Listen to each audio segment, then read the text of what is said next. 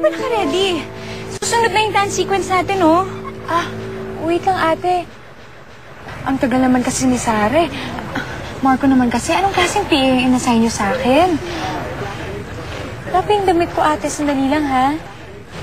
Eto na siya. Yun na pala, eh. Ba't ang tagal-tagal mo, ha?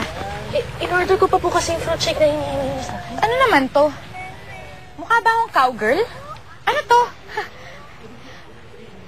Maling damit to, eh. Sabi niyo po kasi floral lang, eh. Tatanga-tanga ka talaga, no?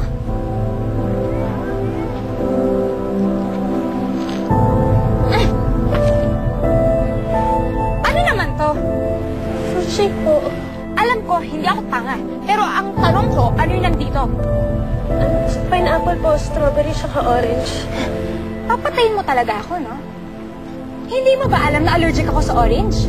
Ay, naku po, sorry po, Miss Joanna. Nakalimutan ko po. Sorry po.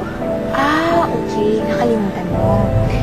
Well, this time, I'll make sure na hindi mo to makakalimutan. Oh my God.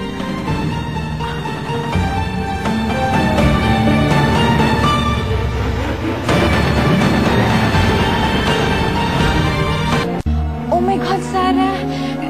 Next time kasi mag-iingat ka. Ano ba yan? Sorry na. Ano nangyari? Eric, kasi umiinom ako ng fruit shake, tapos nabangga ako ni Sarah. Ayun, tuloy na buhos ko sa kanya yung fruit shake. Sarah naman kasi, next time mag-iingat ka, ha? Oo nga naman, Sarah. Tara na, Eric. Tinatawag na kami direct. Come on, let's go. Let's go.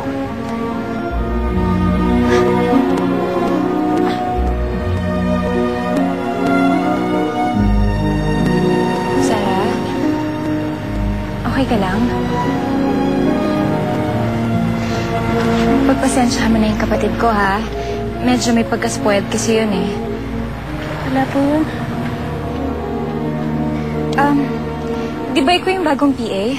Ay, opo, ako po si Sarah. Alam ko. Ako si Charmaine.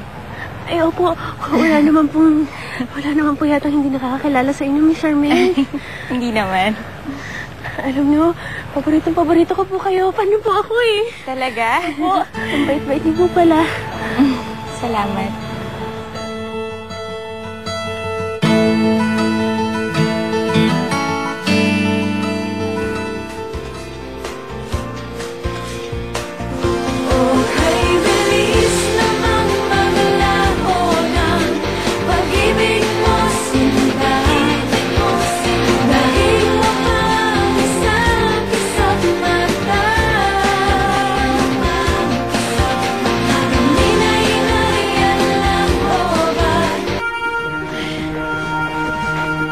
Nakita kong tinulak mo si Sarah kanina.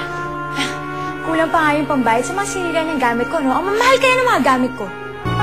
Mukhang mainit ang ulo ng mga superstars ko.